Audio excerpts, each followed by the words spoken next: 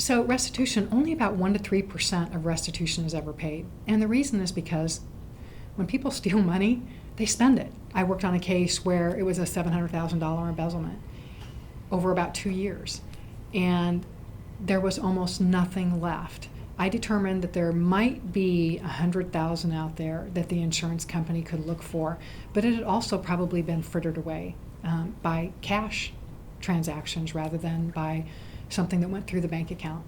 And they spend it by taking their family out to dinner. You wouldn't believe what it costs a family of 4 to eat out every night.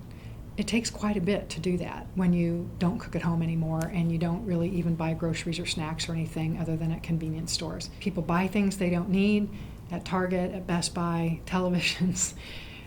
Once in a while you might buy a house. They usually don't buy really fancy cars because that would make it really obvious what they're doing. But even if somebody notices it, they explain it away by saying, I won the lottery. My grandmother died and left me some money. There was City of Dixon, Illinois, where a woman had been working there since she was 17. When she was in her 50s, they figured out that she'd been embezzling all those years, and she stole $50 million. This is a city the size of Cuna.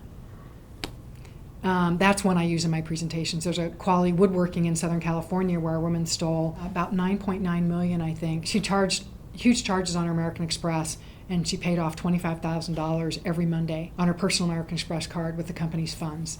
And her husband worked for the company as an installer, and he remodeled the room in their house so that she could put all of her designer handbags and all of her designer shoes in these special cubicles where she put a photograph on the outside. She had so many of them she couldn't remember what she had. I don't know how else to say it. They fritter away the money. It just goes away.